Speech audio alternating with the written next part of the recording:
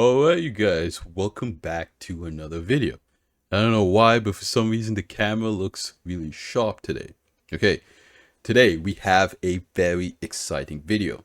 I knew that today would be roadmap roundup, but I kind of just figured that CIG would update the release view with some of the ships that's coming out for Invictus.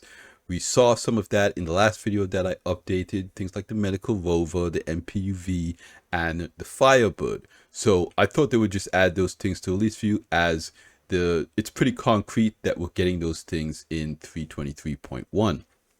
But instead, we got a bombshell release. CIG is now showing us 4.0 and some of the content that is expected to drop in that release. Now, before we get into this video, I just want you guys to keep in mind that everything that we're about to talk about is tentative. Okay, so that essentially means that it could get moved or pushed back to a later point patch. Now, I don't think CIG would have 4.0 come out without silver meshing, so some content related to that will kind of be locked into 4.0. But again, I just want to kind of set expectations a little bit that just like the cargo system refactor, some of these things might get pushed back to a point patch. Okay, so let's just get right into it.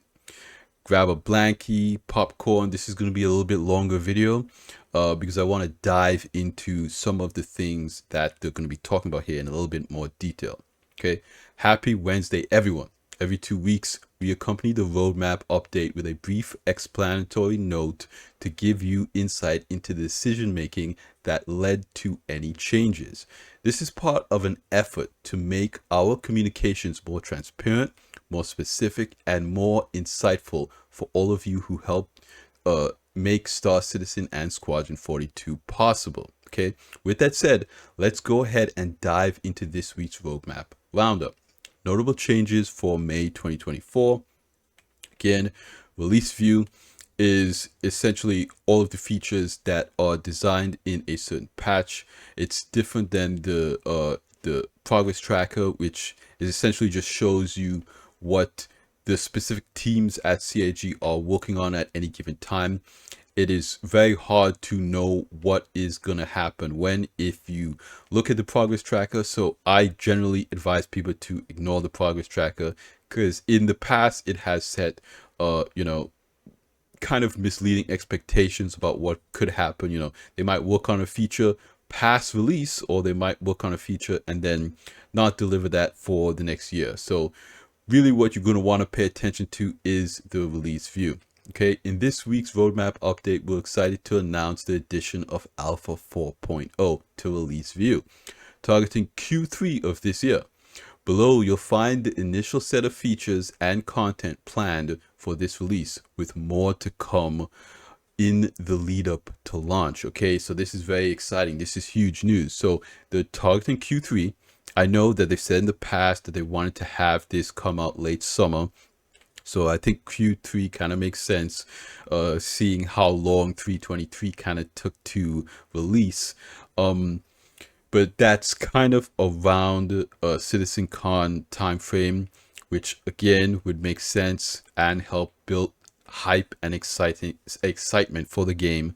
I have no idea what's going to be at CitizenCon, but it's slated to be a big year for Star Citizen. Okay, the following feature cards have been added to release view, targeting a release Alpha 4.0. So let's just dive right in. First major feature right off the bat: silver meshing version 1. Okay, the initial implementation of silver meshing enables multiple silvers per shard to improve load distribution and facilitate navigation between two star systems. Okay, now we saw this with Evocati. So the Evocati were able to kind of test this out.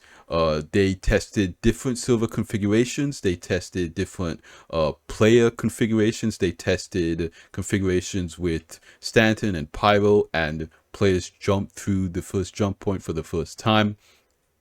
So this does work. We know this now. It is just polishing that CIG really needs to do to make that a more seamless experience. Of course, some of the animations with the being in the jump tunnel itself weren't finished. Some art style stuff with quantum travel and whatnot. So CIG is probably in the process of polishing that up, and is one of the reasons why I think Richard Tyler was so eager to put as many things as he could in 3.23 is because he wanted a lot of these things online for silver meshing.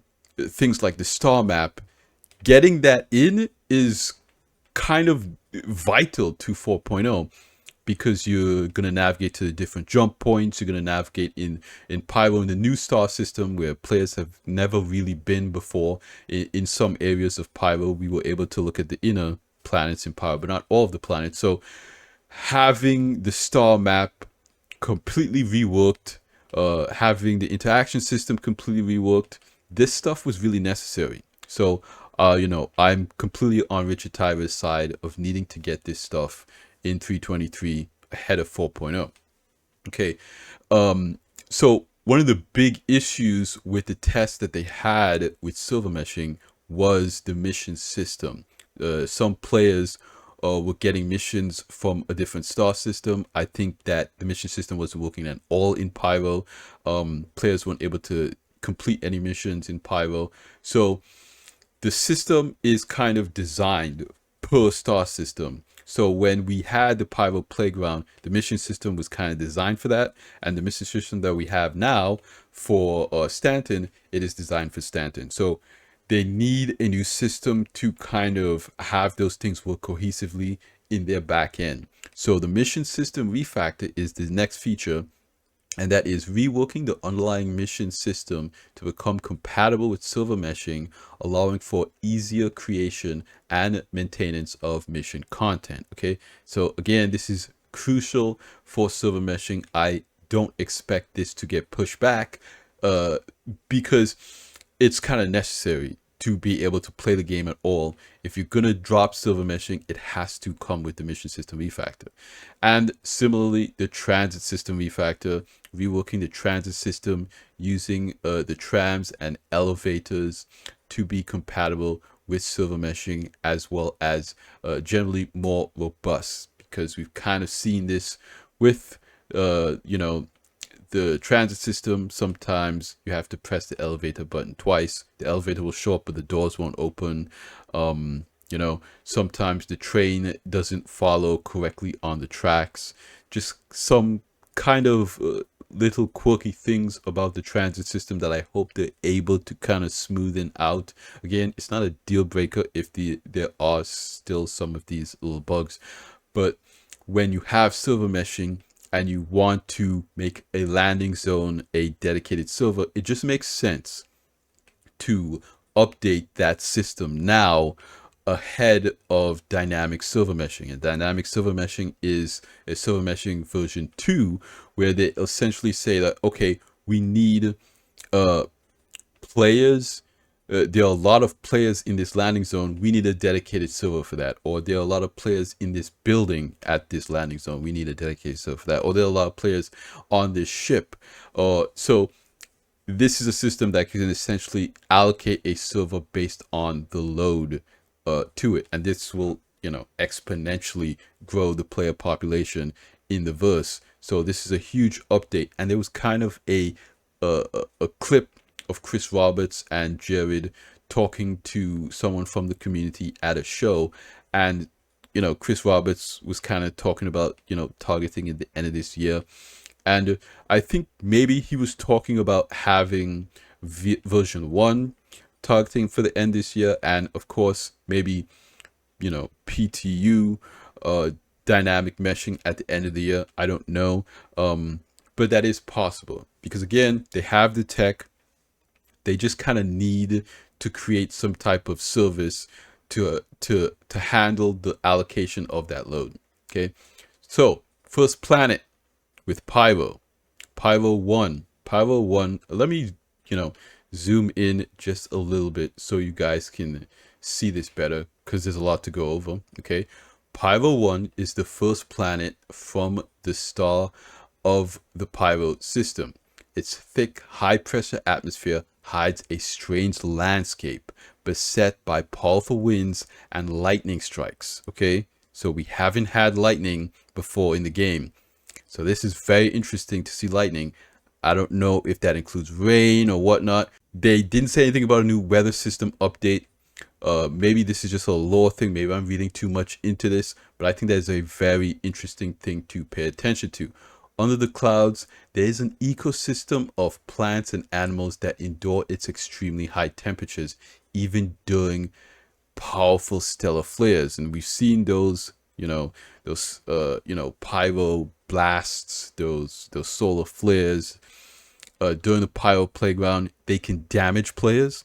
They can damage ships, systems. You gotta hide indoors on the ground behind things. Afterwards your ship looks, tarnished and all that. Is very cool. It's very exciting. I can't wait until more people get their hands on it. Pyro 2, named Monarchs. Okay, so we're starting to see some of the names of these places in Pyro. Okay, Monarchs. Pyro 2 is the second planet from the sun, rather star, of the Pyro system, nicknamed Monarchs for the deadly carbon monoxide in its atmosphere. It has a temperature climate and was seen as a viable candidate for terraforming shortly after its discovery. However, its proximity to the system's volatile star made it dangerous for human habitation, and the United Nations of Earth, UNE, refused to clear it for terraformation, instead allowing corporations to harvest its natural resources. Underrated by the potential risk, outlaws eventually took up residence on the planet, with the last corporations pulled out of Pyro in the 26th century. So this is an old planet, even before the UEE, the UNE. So there's a lot of history with this planet, but it's overrun by outlaws. Okay, we did see these planets in the Pyro playground, but this is just a little bit more lore about it. Pyro 3, Bloom. Again, this was one of the most popular planets during the Pyro playground. This is the planet with the yellow ground cover, that type of mossy grass. Bloom. Pyro 3 is the third planet from the star of the Pyro system. Cold but naturally habitable, it became the epicenter of mining endeavors in Pyro. Pyrotechnic, Amalgamated, and other corporations constructed multiple staging sites, employee barracks, and processing centers that were in use until the cost of maintenance could no longer be offset by mining profits.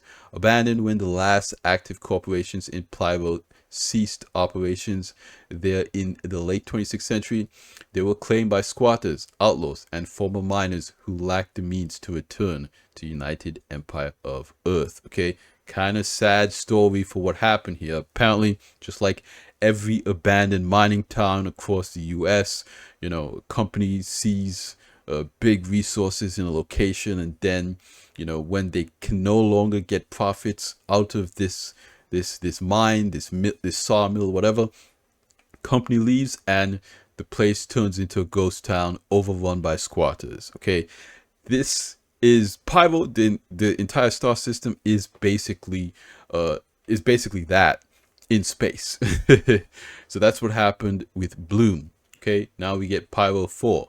It's the outermost moon of Pyro 5. Okay, and astronomers theorized that it was once the fourth planet of the star of the Pyro system. At some point before humans discovered Pyro, a massive celestial body collided with Pyro 4, catastrophically warping its landscape, destroying its atmosphere, and knocking it into the orbit of the nearby gas giant Pyro 5. Although the tectonic activity that resulted from this impact has quieted and a new atmosphere has formed, Pyro 4 is far from stable. It is on a long, slow collision course with Pyro 5 and will one day either crash into or break up into a ring. Okay, and this is theorized with some of our gas giants in our solar system, like Saturn. Perhaps a protoplanet clashed with Saturn, fell into its massive gravity, got ripped apart, and turned into Saturn's beautiful rings. Other theories say that it was comets because Saturn's rings have a lot of ice in it. We don't entirely know, but I don't think that this event will happen as we play the game. I think that, this will happen theoretically millions of years in the future. So it's pretty safe to say that Pyro 4 will just kind of remain a moon for the foreseeable future. But it is a very kind of interesting scientific kind of tidbit lore blurb to have in the community of theorizing what could happen one day to Pyro 4. And we did see a little bit of this, I believe, in a previous Citizen Con. This is the planet with that huge scar across it, that giant canyon of whatever struck the planet, throwing it into its orbit, left that giant crater that you can see from space. Pyro 5 is the fourth planet from the start of the Pyro system. It was given the classification of Pyro 5 when researchers came across strong evidence that its outermost moon once maintained a stable orbit around the system star between Pyro 3 and 5. When it was struck by an unknown celestial body, it was knocked into Pyro 5 gravitational field. If influence, residents of the travel through the Pyro system are known to harvest hydrogen from Pyro 5's green and yellow atmosphere. Now, we haven't really seen a whole lot about this planet, okay? Because unlike Crusader, it does not have a floating city in its upper atmosphere. So, although this is a very cool location, I'm not entirely sure what structures will be here. Now, there might be certain platforms in the upper atmosphere that are specifically designed for harvesting hydrogen from the upper atmosphere that players will be able to land at, maybe refuel, maybe do some missions at, but I'm not entirely sure what kind of content is actually going to be at this planet. Again, unlike Crusader, this gas giant does not have a landing zone. So, for all intensive purposes, there's not a huge reason to visit this location. And this was also one of the things that I talked about in my previous video about Pyro's future, and for that matter, a lot of star systems in Star Citizen, is that when the lore team started making these star systems, the game was very different. It was kind of more like Starfield, where you had, or not even like Starfield, but it had landing zones and content that you could do, but the dedicated play space was going to be space, okay? But it wasn't until the team from Crytek, I believe, came over to CAG and presented them with this new planet tech that CAG decided to pivot. And they asked the community, do you want us to keep going? Do you want us to use this tech to make a different game, essentially? So a lot of the lore for many of the star systems in this game kind of say things like this star system was mined clean, there are no resources here, no reason to go here, that type of thing, because they wanted to kind of narrow down the gameplay experience and not make it, a mile wide and an inch deep type of thing. So now they need to come up with a reason for players to go to these star systems and do things, because the game is actually different. So I'm not sure if in the future they will add more content to Pyro 5 and give you a reason to go to this gas giant.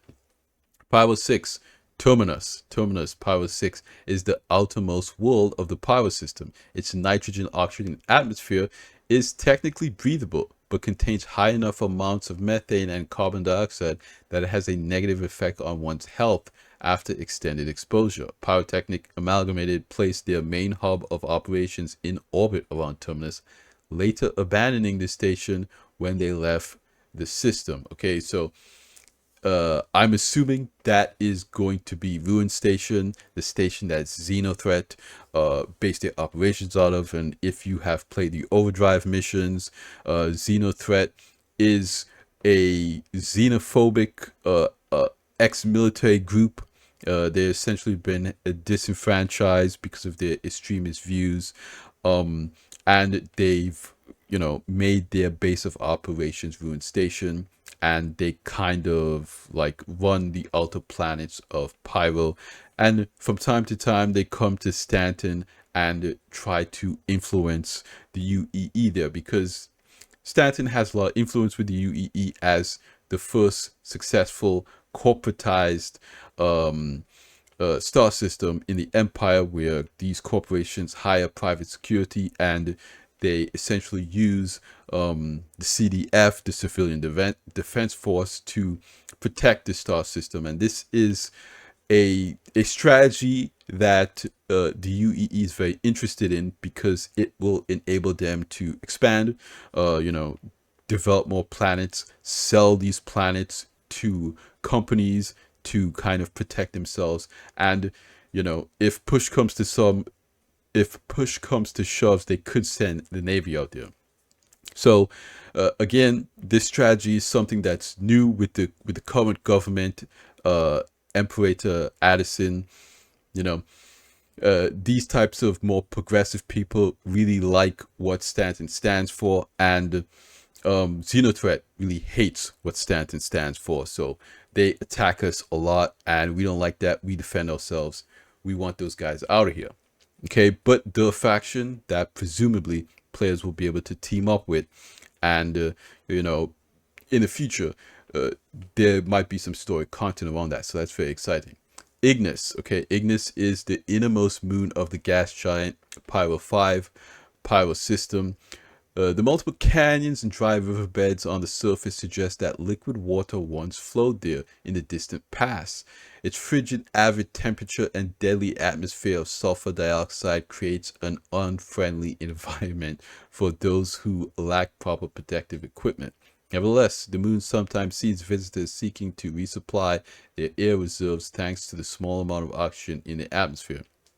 This is another thing that's kind of interesting tech around the Pyro system, is that the planets in Pyro are a lot more volatile than in Stanton. So you might need dedicated suits, environmental suits that have different properties to fully explore and take advantage of the resources on these planets. With the solar flares, you might need, a special suit that can help you survive outside longer. And on planets like this, maybe different suits, maybe your regular suit will start to degrade its its protective qualities if you stay out there too long. Okay, the next planet, Vatra. Vatra is the second moon of the gas giant Pyro 5 Pyro system. Its thick, high-pressure atmosphere of nitrogen and methane supports an ecosystem of plants that subsists on hydrocarbons instead of carbon dioxide. Some water is present on Vatra in the form of ice, but it is also too cold on the surface for it to exist in a liquid state. Okay, icy planet, not too unlike some of the moons in Stanton. Adia. Adia is the third moon from the gas giant Pyro 5 Pyro system. Jagged mountains and rocky hills dominate its crater-ridden landscape because it lacks a protective atmosphere that would otherwise break apart most approaching celestial objects. Its surface sees frequent impacts. The air is permeated with fine particles of dust that are generated during these events. Now, this is very interesting, kind of like meteor showers. I don't know if we're going to see this in game. CIG hasn't confirmed anything like that. But if it's in the lore, maybe at some point we will see meteor showers and different events like that happen across these planets, which would be super exciting for those explorers and people, that like to stargaze and have telescopes and whatnot. I do know that the Endeavor has a telescope module, so who knows what the future holds for that type of gameplay. Okay, the next one is Referral.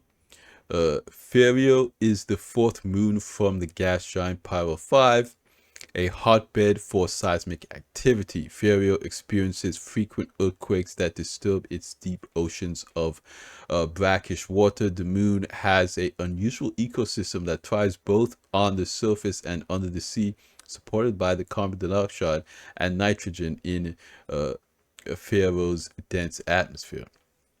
Now, I don't know if I'm saying any of these names right.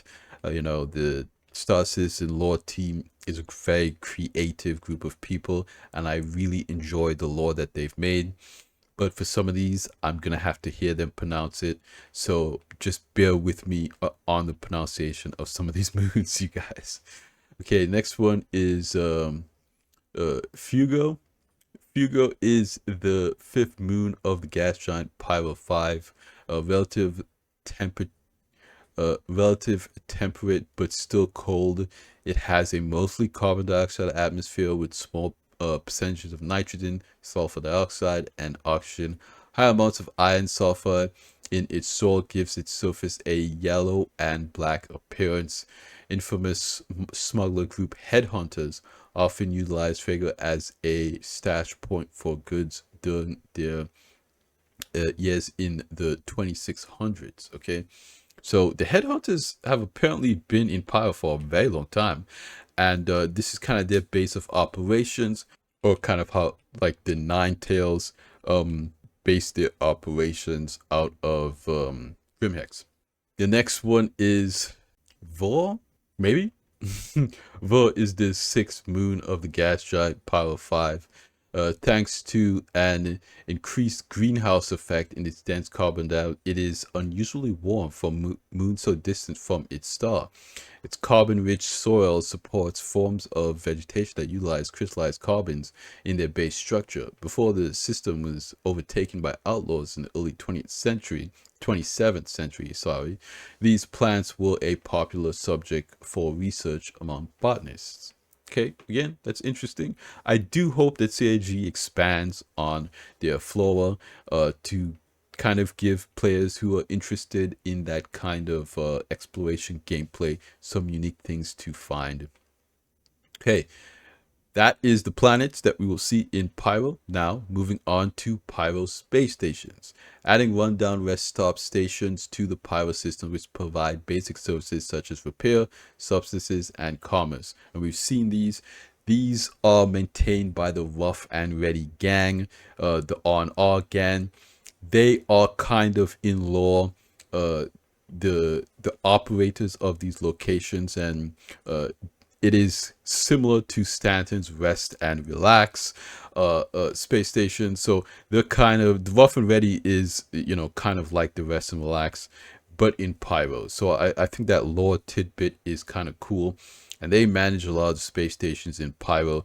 They're a pretty big gang, and it's a faction that you're probably going to want to have good reputation with.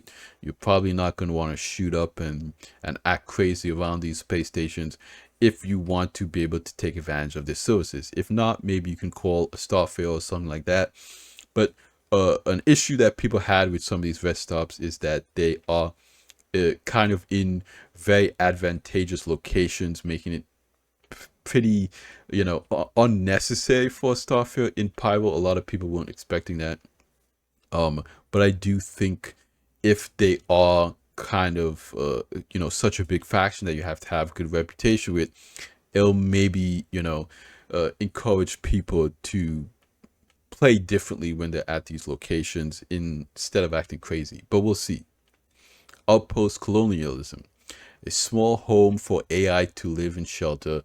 They consist of a central hub and a few optional internal and external modules. They provide the basic necessities to support a small group of people for an indefinite amount of time. And we've seen a lot of these colonialism structures. We saw CIG go over the development of them, their design, their architecture. They are very nice locations. They're, you know, the essentially little villages, kind of like the rundown places that we have in Stanton. I don't know if this is just Pyro or if some of these colonialism places will also come to Stanton, because of course there were a lot of squatters in Stanton before the corporations took over, so there might be some rundown colonialism structures in Stanton as well. I don't know, but it would be very cool to see and know more about that. Next one is huge, jump points. Again, this is something that we saw in Evocati that they were able to test, and we do know is working now. So this is implementing the first jump points into the persistent universe, connecting the standard and power systems together. Includes necessary vehicle items and functionality, the jump points themselves, and their inner tunnels. Okay, this is big because we will now have jump drives. This is a separate device from the quantum drive. The quantum drive works together with the jump drive, I believe. I'm not entirely sure the science and stuff behind that. I did make a previous video about kind of the science of quantum travel. because it is a little bit different than warp travel. Well, it doesn't happen at warp speeds. Quantum travel is significantly slower than warp speed. But when you're in the jump tunnel, that is essentially, folded space. You get this wormhole. They are apparently naturally occurring now, so I don't know if they will have the jump gate ring like they did in the past, but I'm very excited to see how CIG implements them into the game finally. Next one is solar bursts. We saw this in the Pyro playground. Solar bursts are dangerous natural disasters that happen regularly around older stars like Pyro. In these instances, the star erupts with a high energy particle wave generated from its surface, traveling about 15% the speed of light, wow, throughout the entire star system. This dangerous high energy particle wave can be avoided by hiding behind other objects that are big enough. Again, stay inside, stay in your ship, wear the right environmental suit. They can damage you. These things are crazy. I don't know if you guys have seen my Pyro playground gameplay video, but they're not something you want to get caught outside in. Next one is life support. Okay, implementing the first iteration of onboard life support systems in ships, which entails a ship component that generates breathable gas when turned on, and management of said life support component within the vehicle loadout manager. So this is big. We saw this at CitizenCon, the room system, where there's essentially like a holding tank that has the atmosphere. If you decide to vent a room, and you'll be able to control the atmosphere in a room. Now, this is big because right now, an unlimited amount of players can be on a ship at one time. But with this life support system, it will do two things. It will potentially limit the amount of people that can be on a ship and have this life support system operate efficiently. And it will recharge your suit. So right now, when you're outside, that kind of works, but it is kind of faked. So this will be a more tactile experience where you are able to control these systems to a terminal and manage how they actually work. You may be able to pump more atmosphere from one room into another room if more players are in that room, and just manage it that way. But it's not currently available on the experimental mode in Arena Commander. So when this drops, it will be pretty much brand new. Okay. What is in experimental mode in Arena Commander is engineering. Okay, allows players to manage, maintain, and repair various ship systems. Players can assume different roles that each provide unique gameplay loop with engineering gameplay. Players have to contend with item degradation, malfunctions, and power management. And again, we've seen this in experimental mode, where you have fuses, and these fuses manage systems on your ship. As you're in combat, these systems can get damaged. You have to replace fuses. You have to repair the health of the machine with the repair gun on the multi-tool or the dedicated repair tool. And a lot of players are afraid that this will affect solo gameplay on larger ships. And more than likely, it potentially will. So what I am hoping CIG does is that they also release an option in the repair menu of your Mobi-Glass to essentially do like a systems check or like a systems upkeep, like how when you go into the repair app in your Mobi-Glass, you have the option to restock your ammo, refuel your hydrogen, refill your quantum, and hopefully they add an option so you can essentially upkeep your components to make sure that they are always at 100% before you go out. And of course, there'll be some kind of fee with that. So I hope that CIG implements that type of thing in the Mobi-Glass when they drop this update. The next one is charge and drain. Okay, adding the ability for players to drain, store, and charge objects with power using the multi-tool includes the ability to overcharge objects and also remove distortion damage. Okay, again, this is a really interesting system. They have talked about this in the past, but it will be an interesting, very big gameplay change to certain items that require power, and this is more surrounding that engineering career that a lot of people are actually really excited about. So I don't entirely know how it's going to be implemented, but this is one of those things that I think, is a little bit more tentative than some of the other things. Multi-tool updates. Raising the multi-tool up to the standard from Squadron 42 with additional functionality like cutting for specific scenarios, repair, and other updates like improved handling, integrated UI, and the use of batteries to operate it. Okay, again, huge update, very good change. More consumables in the game is something that is very welcomed by me personally. I know that some people might not be as excited about additional consumables, but I think they make the game more engaging. More things for you to manage is very important.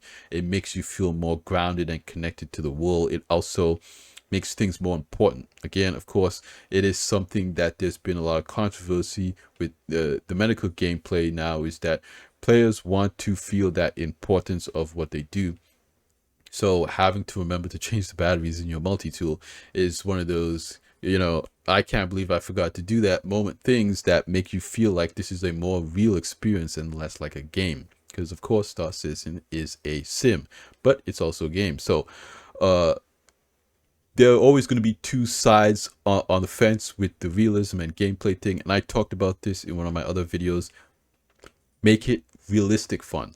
Don't just make it arcadey fun. And this is one of those realistic fun things. I don't think Star Citizen is going in the arcade direction. I think there are just a lot of systems all over the place that still need to come together for us to see the finished product. And a lot of people acting like what we have now is the finished product. It's not. It's very far from the finished product. There's still a lot to be developed with this game. And we just need to take a step back, take a deep breath, and remember that we're on the ground floor here. Okay, so the next thing is fire hazard. Okay, implementing the fire hazard system, which tracks fire and temperature on static and dynamic objects. For the initial release, fire will be set up on a select few of vehicles. Okay, so this isn't coming to every vehicle, but when you are in combat and your ship receives damage, these components can catch on fire and the fire can spread throughout the vehicle, damaging and even killing you. So this is something you're going to need a fire extinguisher for, and that is the next item here, fire extinguisher. All tasks required to implement functioning fire extinguishers in game. This feature will work alongside the fire hazard system. And essentially, we've seen this at CitizenCon. It's an item, you grab it from the fire extinguisher station, and it shoots out a foam that smothers out the fire. If the fire is really bad, this fire extinguisher isn't 100% effective. So, it will also have a limited amount of this foam, presumably. So, of course, some ships have multiple fire extinguishers. Because the fire extinguisher location looks like, okay, I can, buy other fire extinguishers, perhaps empty ones, and maybe the fire extinguisher station refills them. Who knows? I don't entirely know how the system is going to work, but I'm guessing that yes, of course, if we use the fire extinguisher, we'll need to replace it. So I'm assuming we'll also be able to buy fire extinguishers and keep them in our backpacks or something. I don't know. This looks like an item that is removable. MFD rework and new designs. This is big. I'm very excited about this as well. Rebuilding ship multifunction displays in building blocks, including new design, functionality, and customization options. Okay. This update also includes a select number of updated ship HUDs, giving greater visibility as well as manufacturer-based visual overhaul. This is something a lot of people are waiting for. We saw some of the new HUD in the Squadron 42 trailers during CitizenCon last year. It's looking pretty good. Different designs for different manufacturers is going to be exciting. We already have the ability to save our MFD configurations between power up and power down, I believe, in the same gameplay session. I'm not entirely sure, but I know that added functionality with MFDs, with the HUD, with visibility, especially when you're flying straight into the sun, is something that a lot of people have been asking for a long time. Maybe it's some kind of setting we can turn up and down the brightness. That would be very welcomed. So hopefully we see something like that. Maybe it's some kind of thing where it's adaptive to the brightness, the kind of exposure setting for your HUD. All of that stuff is would be greatly appreciated. And then we have the quasi grazer. Okay, these large warm-blooded hood animals were originally discovered on the vast plains of Quasi on Terra, most notably for their unusual method of carrying their eggs on their underside. The quasi grazer has become one of the standards seed animals, and there can be commonly found on most terraformed planets in the UAE. I'm assuming seed animals, like kind of the first animals introduced to a terraformed planet. So yeah, we will more than likely see them all over. That's exciting. That's cool. We did see these in the Star Engine trailer, I believe, during the beginning. Very cool looking animal. And you know, CIG might implement more because the copium and the Morlock were not initially announced as animals that we'd be getting, but CIG kind of surprises with them, so who knows.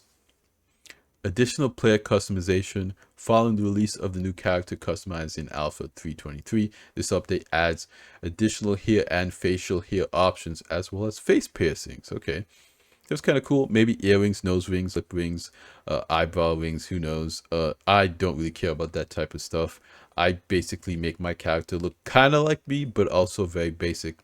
But a lot of people are going to enjoy, you know, the added customizations. Always welcome. Keeping Star Citizen's level of quality up with other games in the industry now.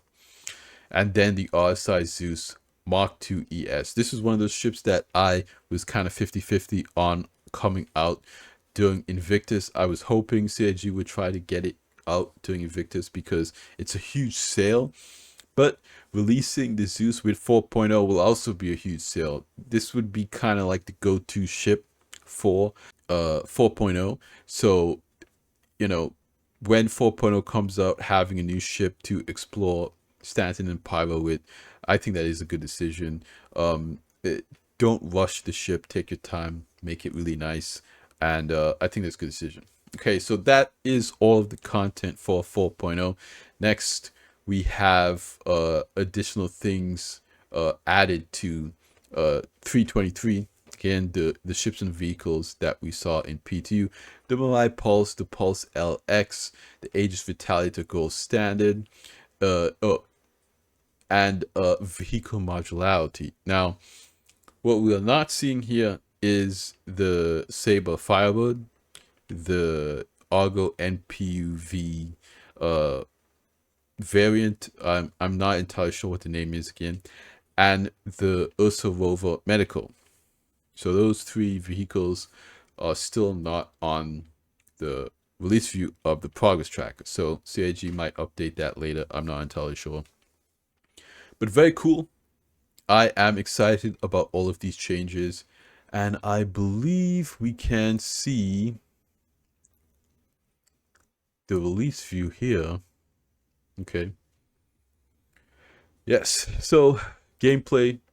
Of course, we are still looking for personal instance hangers, item banks, new missions, cargo hauling, dynamic event blockade runner, which I totally forgot about, and of course freight elevators, and then ships and vehicles. Yeah, they updated, committed the Retaliator gold standard, but of course, you know, they have the Pulse in here. But, you know, again, they're missing those three ships that should come with Invictus.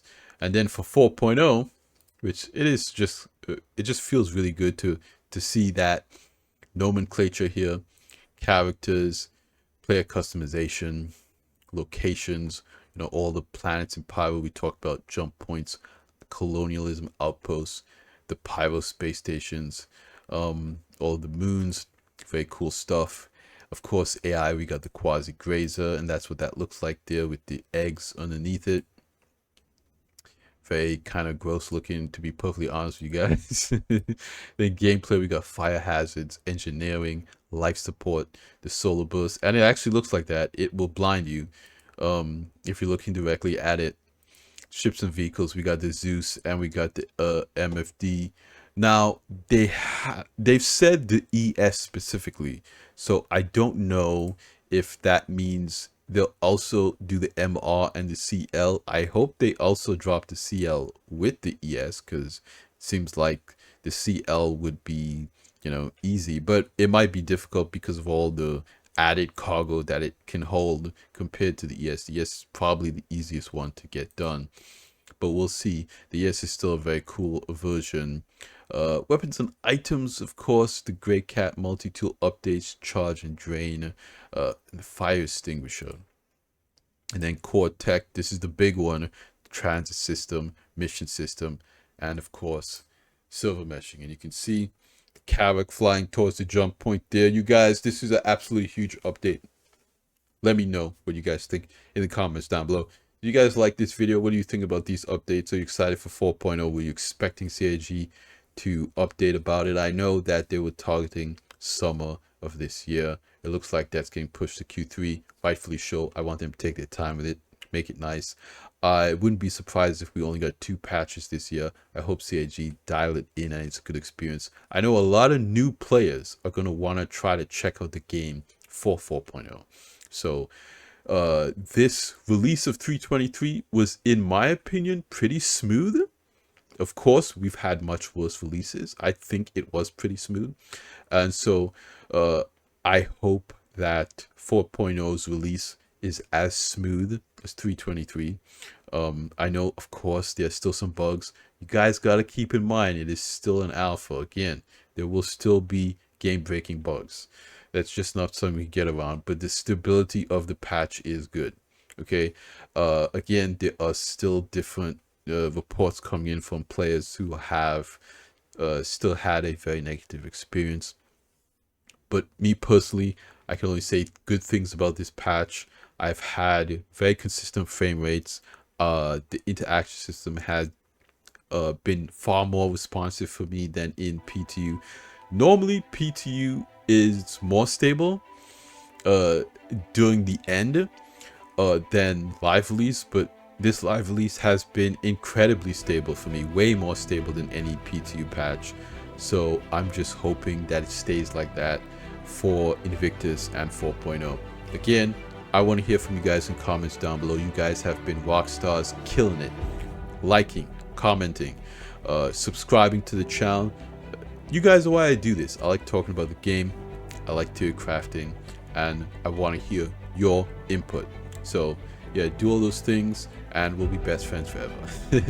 But that's gonna be it from me here today, you guys. Like I always say at the end of these videos, like the video if you liked it, subscribe if you want to see more, and I will see you guys in the next one. Salut.